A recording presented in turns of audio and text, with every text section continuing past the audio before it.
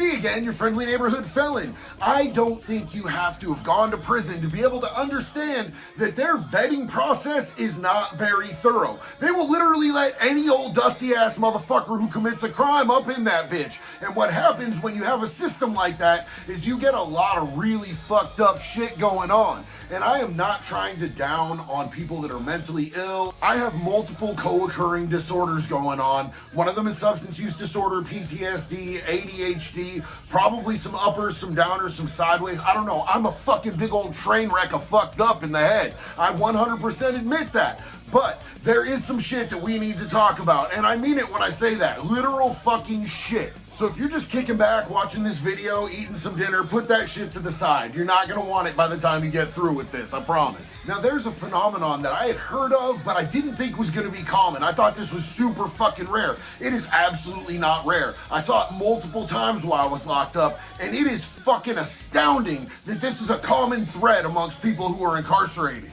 And there might be some professional clinical term for this shit, but us as inmates, us as convicts, we called it shit painting. Because what happens is dudes will literally shit on their floor or shit in their hand, and they will use that to finger paint in their fucking cells. Like hieroglyphics on the wall. People have been doing this since the dawn of man. I mean, probably not with their dookie though. That's fucking weird, right? I can't fucking call it, fam. I have no idea what the fuck these dudes got going on upstairs. I've never ever in my life been down so far that I was like, you know what I'm gonna do?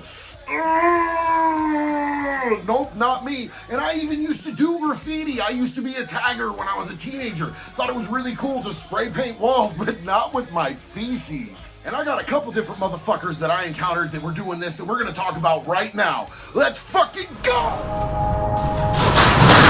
So I don't know how many of y'all actually sat through the Darrell Brooks trial, especially at his sentencing, man. When he gave his final statement, it became overwhelmingly obvious that this dude was trying to get not guilty or get some type of sympathy by means of insanity. But that did not play well for him, man. He was not committed. He just couldn't really get into the role. He had no actual fucking skin in the game when it came to pretending that he was absolutely out of his fucking tree. And I might not be a legal expert. I might not even be a mental health expert, but I will tell you one thing. I have seen motherfuckers who are absolutely committed to the role of trying to get that not guilty by means of insanity, and they were about their shit. They were legit. They were 1000% in. In fact, I was in a cell right next to a motherfucker for a good long while whose whole sole purpose in life was to try to get out of going to prison and make it to that cushy state hospital. This dude would stay up all hours of the night, mainly just to get the cops when they were walking by.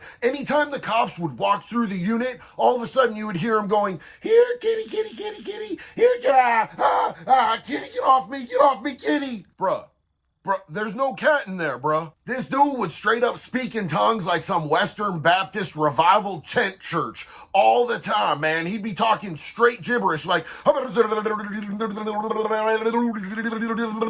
behind that fucking door. It was honestly obnoxious as fuck. But luckily, he only did it when the cops was walking through. It wasn't a big deal for me. And that's one reason that I knew it was absolutely a show, man. This dude would only perform when there was a fucking CO or a cop in the room, and I guess he was pulling this same exact shit in court. I actually knew this dude from the streets. Not a lot, not super well, but I knew him enough to know that he was glued together better than what he was fucking acting like, right? But one night he took it entirely too motherfucking far, bro. There are limits! God damn it, even in jail there are limits! And this is where he crossed the line. He completely did his entire fucking wall with his own doo-doo. He became a poo-poo Picasso, some would say. He had fucking just a mural, a goddamn mural, bro. Like, it wasn't just a little bit of shit painting. He didn't just write "fuck the police" with shit.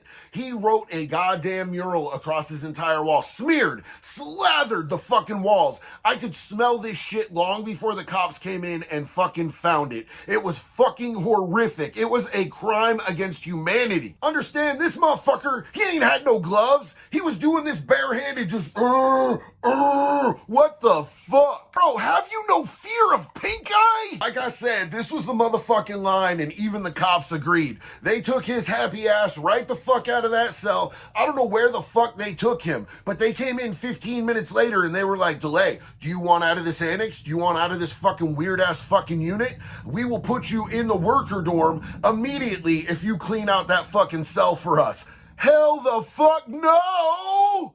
Bro, on God, I don't care about working while I'm incarcerated that much. I was not having a job out there and committing crimes to get by to come in here and work in this bitch for free for y'all. Especially when there's fucking doo-doo involved. Get fucked. All the way fucked. I sat my big ass right in my fucking cell, and when they had 2 inmates that came in to clean that shit up, I laughed uncontrollably. I cannot believe that those human beings would volunteer for that shit for free. They're not paying you a fucking thing. That's crazier than the dude who was shit painting. You guys must be out your goddamn minds to do that for them COs. Ain't doing it, bro. It ain't me. Now look, I'm not a fucking judge. I'm not a fucking prosecutor. I'm not a fucking attorney in any way, shape, or form. I'm just a simple man, a goddamn convict. But in my personal opinion, in my heart of hearts, what I believe is right, that man deserved to go to the goddamn hospital. I feel like he earned it. They should have sent him there. For whatever reason, he was so shook about going to fucking state prison, they should have given him his easy ride at the hospital. He shit painted the fucking walls, man. As far as I'm concerned, bro, have it, bro. You want an extra cookie on your goddamn tray? Have it. Just don't do that shit ever again. I mean, they still sent his ass to prison, though, because fuck. Now, this next dude's a little bit of a different story. He was already in prison. He was in the fucking hole. He was a few cells down from me, and he was fucking nuts, too. But he was a completely different kind of nuts. He was like 5150, criminally fucking insane. And this boy hated these fucking COs, man. He was constantly taking shots at him. He was doing anything that he could to fuck with these boys. I don't know how long he had been in the goddamn hole, but I think it had been a while, man. I think he fucking snapped in there and was all the way fucking loose. One day he decided he was going to suit him up. See, when you're in the hole, they have to be able to observe you. They have to be able to make sure that you're not hurting yourself. So they have these windows on the fucking doors in the hole, and if you cover those up, they're going to give you a few chances to take the fucking covering down before they suit him up. They get in full riot gear. They get the fucking taser shields. They go in fully equipped, and that's if they don't just fucking shoot the fucking gas in that bitch. But he made them suit him up, bro. They even gassed his fucking ass. I'm not sure if it was pepper spray or the O2 shit, and he still wouldn't take the shit down. He made them go in there, and when they went in there, not only were the walls slathered in shit, he had rubbed his own feces all over his entire body. So when they went in to grapple him and get him down on the ground and cuff him, he was smeared with his own shit. And these cops were fucking screaming. They were so fucking pissed. If he wanted to get under their skin, I promise you, he fucking did this shit.